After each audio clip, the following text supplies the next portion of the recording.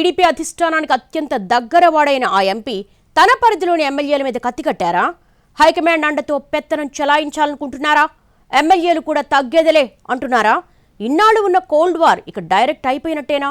ఎమ్మెల్యేలు versus MP మధ్య ఉన్నది సమన్వయ లోపమా లేక దీర్ఘకాలపు రాజకీయ వ్యూహమా? ఎక్కడ జరుగుతుందా తంతు? విశాఖ టీడీపీలో పరిస్థితులు మారుతున్నాయా? గ్రేటర్ మీద పట్టు బిగించేందుకు ఎమ్మెల్యేలు ఎంపీ మధ్య పోటీ మొదలైందా అంటే ఎస్, పరిస్థితులన్నీ అలాగే కనిపిస్తున్నాయన్నది పరిశీలకుల సమాధానం.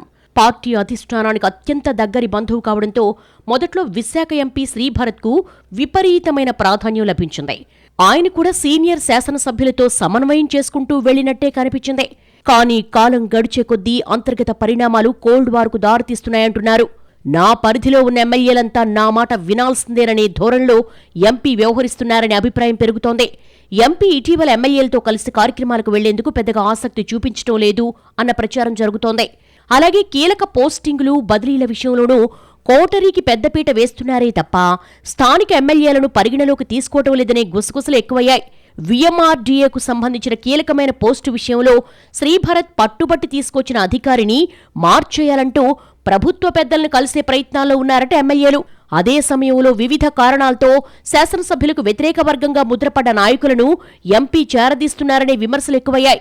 ఎంపీ కారణంగా ఎస్కోట టీడీపీలో రెండు వర్గాల మధ్య వార్ ఓపెన్ అయిపోయినట్టుగా చెప్పుకుంటున్నారు. ఇటు భీమిలి రాజకీయాల్లో కూడా ఫింగర్ పెట్టేందుకు భరత్ ప్రయత్నాలు చేయగా సిట్టింగ్ ఎమ్మెల్యే గంటా శ్రీనివాస్ చాతుర్యం ముందు ఆ ఎత్తులు వర్కౌట్ కాలేదని తెలుస్తోంది. విశాఖ సౌత్లో జనసేన ఎమ్మెల్యే వంశీకృష్ణ యాదవ్, ఎంపీల మధ్య సాన్నిహిత్యం బాగానే ఉన్నప్పటికీ రాజకీయ విభేదాలు స్పష్టమవుతున్నాయి. టీడీపీ నియోజకవర్గ ఇన్ఛార్జి సీతంరాజ్ సుధాకర్ భరత్ వర్గీయుడు కాగా ఎమ్మెల్యేకు సీతంరాజ్కు మధ్య కోఆర్డినేషన్ సమస్యగా మారింది. విశాఖ వెస్ట్ ఎమ్మెల్యే గణబాబు మొదట్నుంచి వర్గ రాజకీయాలకు దూరం. ఇక్కడ సీనియర్లను ప్రోత్సహించే ఆలోచనతో ఎంపీ ప్రయత్నాలు చేసినప్పటికీ నియోజకవర్గం చుట్టూ లక్ష్మణరేఖ గీసేసి తిప్పుకుంటున్నారట గణబాబు. ఇక పెందుర్తిలో అయితే ఎడతెగని పంచాయతీ నడుస్తోంది. జనసేన ఎమ్మెల్యే పంచకర్ల రమేష్ బాబుకు మాజీ ఎమ్మెల్యే గండి బాబ్జీకి ఒక్క నిమిషం పొసగటం లేదు. పార్టీ అధ్యక్షుడైన బాబ్జీ ఎంపీకి ప్రధాన అనుచరుడు. తూర్పు నియోజకవర్గంలో 4వ విజయం సాధించిన వెలగపూడి రామకృష్ణబాబుకి ఇంతకాలం వ్యతిరేక వర్గమనే మాటే లేదు. ఎన్నికలప్పుడు తప్ప మిగిలిన సమయాల్లో ఆయన రాజకీయాల జోలికి వెళ్లకపోవడమే అందుకు కారణమని చెప్పుకుంటారు. అటువంటి చోట కూడా శ్రీభరత్ ఓ వర్గాన్ని పెంచి పోషిస్తున్నట్టుగా చెప్పుకుంటున్నాయి టీడీపీ వర్గాలు. పార్టీ రాష్ట్ర అధ్యక్షుడు పల్లా శ్రీనివాసరావు ప్రాతినిధ్యం వహిస్తున్న గాజువాక నియోజకవర్గ ఇష్యూస్లోనూ ఎంపీ వేలెట్టడం ఇటీవల చర్చనీయాంశమైంది.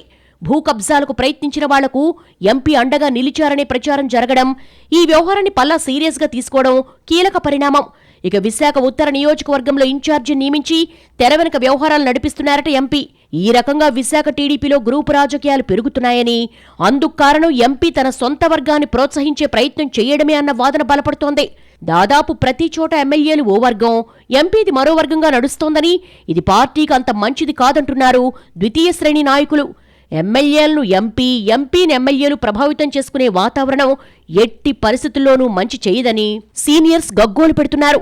సాధారణంగా ఎంపీలు అసెంబ్లీ నియోజకవర్గాల్లో జోక్యం చేసుకోరు. శ్రీభరత్ మాత్రం అందుకు భిన్నంగా వెళుతున్నారన్న చర్చలు నడుస్తున్నాయి. ఇవన్నీ చూస్తుంటే వచ్చే ఎన్నికల్లో అసెంబ్లీ బరిలో దిగేందుకు శ్రీభరత్ రంగం సిద్ధం చేసుకుంటున్నారని, దానికోసం ఇప్పట్నుంచే తన వర్గాన్ని తయారు చేసుకుంటున్నారన్న అనుమానం కలుగుతోందంటున్నారు పరిశీలకులు. తనకు అనుకూలమైన నియోజకవర్గాన్ని ఎంపిక చేసుకునే క్రమంలోనే వీలున్న అన్ని చోట్ల వేళ్లు పెడుతున్నట్టుగా అంచనా వేస్తున్నారు. కారణం ఏదైతేనే కూటమి అధికారంలోకి వచ్చిన ఏడాదిన్నరలోనే ఎమ్మెల్యేలు వర్సెస్ ఎంపీ మధ్య విభేదాలు వీధికెక్కడం మంచిది కాదంటున్నాయి టీడీపీ శ్రేణులు.